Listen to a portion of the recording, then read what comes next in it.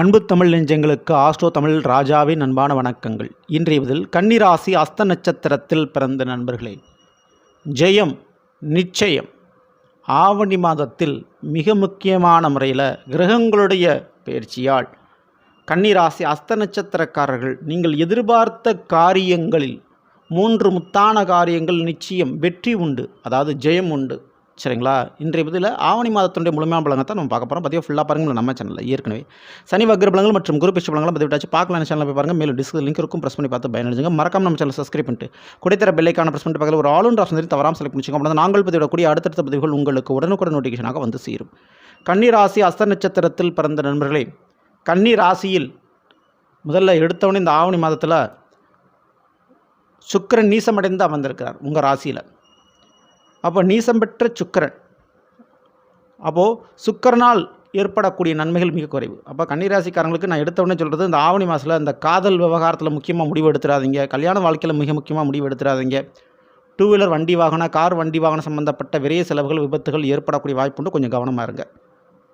அதுவே உங்களுடைய அஸ்த நட்சத்திரம், அஸ்த நட்சத்திர நட்சத்திராதிபதி யார்? சந்திரன். சந்திரனுடைய வீடு இது கடகம். அந்த கடகமான 11ஆம் வீட்டில், அதாவது உங்கள் கன்னிக்கு 11ஆம் வீடு கடகத்தில் குரு உச்சமடைந்து தனித்து இருக்கிறார். தடுப்பதற்கு கெடுப்பதற்கு வேறு எந்த கிரகமும் இல்லை. மேலும் 7ஆம் வீடான மீனத்தில் இருக்கக்கூடிய சனிவான் வக்ரமடைந்திருக்கிறார். அப்போ சனி வக்ரமடைந்து 11ஆம் லாபஸ்தானத்தில் குரு உச்சமடைந்து இருக்கக்கூடிய இந்த ஆவணி மாதத்தில் மிக முக்கியமாக யாருனால ஏமாந்தீங்களோ, எந்த ஒரு துறையில் வேலை போச்சோ, இதெல்லாமே தலைகீழாக மாறும். ஏமாற்றியவர்களே பணத்தை திருப்பி கொடுப்பார்கள். ஏமாற்றியவர்களே உங்களுக்கு நல்லது செய்வார்கள். மிகப்பெரிய அளவு சூழ்ச்சி துரோகத்திலேருந்து நீங்கள் தப்பிப்பீங்க. அதுக்கு வாய்ப்பு ரொம்ப ரொம்ப அதிகம். அதே போல் இழந்த பணம், பொருள், சொத்து மீண்டும் கிடைக்கும். ஓகேங்களா? நிறைய பேத்துக்கு திருமண வாழ்க்கையில் ஏற்பட்ட பிரச்சனைக்கு ஒரு முடிவுக்கு தெரியும், ஒரு முடிவுக்கு வந்தே தீரும். ஓகேங்களா? அதே போல் 12ஆம் வீடான சிம்மத்தில் ஆவணி மாதம் என்றாலே சூரியன் ஆட்சி பெற்று அமர்வார். அங்கே ஏற்கனவே கேது அமர்ந்திருந்து அஸ்த நட்சத்திரக்காரங்க தேவையில்லாத இந்த மெடிக்கல் செலவு, மருத்துவ செலவு, சொத்துக்கள் ரீதியாக செலவு, அதே போல் பூர்வீகத்தை விட்டு வேறு ஒரு ஊருக்குள்ளே போய் இருக்கக்கூடிய வாய்ப்பு, இந்த மாதிரி விஷயங்களை ஏற்படுத்தி கொடுத்திருந்தார். இப்போது சூரியன் ஆட்சி பெற்று அமர்வதால் விரைய செலவுகள் சுபவிரை செலவுகளாக மாறும். அப்போது ஒரு சொத்து வாங்கிறது, ஒரு வீடு மனை பராமரிப்பு செலவு, இந்த மாதிரியான சுப செலவுகள் உங்களுக்கு மாறும். அரசாங்க கோர்ட்டு கேஸ் வழக்குகள் ஒரு முடிவுக்கு வந்தே தீரும். திடீரென வெளிநாடு யோக வாய்ப்புகள் கிடைக்கக்கூடிய பாக்கியம் இருக்குது. அதேபோல் அந்த சூரியன் கூட புதனும் சேர்ந்து அமர்ந்திருக்கிறாங்க. அப்போ படிப்புனால கொஞ்சம் செலவு இருக்கும். புதிய படிப்பு, புதுசாக ஒரு விஷயத்தை கற்றுக்க போகிறீங்க அப்படின்றத நீங்கள் தொடங்க ஆரம்பிப்பீங்க. படிப்பில் ஜெயம் உண்டு.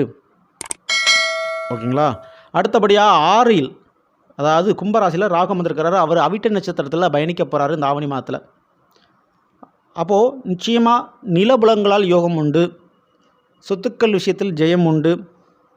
ஓகேங்களா? அதே போல் கடன் வாங்கக்கூடிய நேர காலகட்டம். கடன் எதிர்பார்த்த இடத்துல காசு பணம் கிடைக்கும். உங்களுடைய ஒரு தொழிலுக்காக, உங்களுடைய ஒரு படிப்புக்காக, ஒரு சொத்திற்காக பணத்தை எதிர்பார்த்துக்கிட்டு இருந்தால் அந்த பணவரவு தடையின்றி கிடைக்கும் இந்த ஆவணி மாதத்தில். அதேபோல் வேலை வாய்ப்பு, ஒன்றுக்கு மேற்பட்ட வேலை வாய்ப்பில் ராகுவன் ஏற்படுத்தி கொடுப்பார். ஏற்கனவே ஒரு தொழில் பண்ணிக்கிட்டு இருக்கோம், இன்னொரு தொழில் தொடங்குறதுக்கோ, வேலை பார்த்துக்கிட்டு இருக்கோம், சைடில் பிஸ்னஸ் பண்ணுறதுக்கோ ஆப்பர்ச்சுனிட்டி வரும். அது இந்த ஆவணி மாதத்தில் தாராளமாக செய்யலாம்.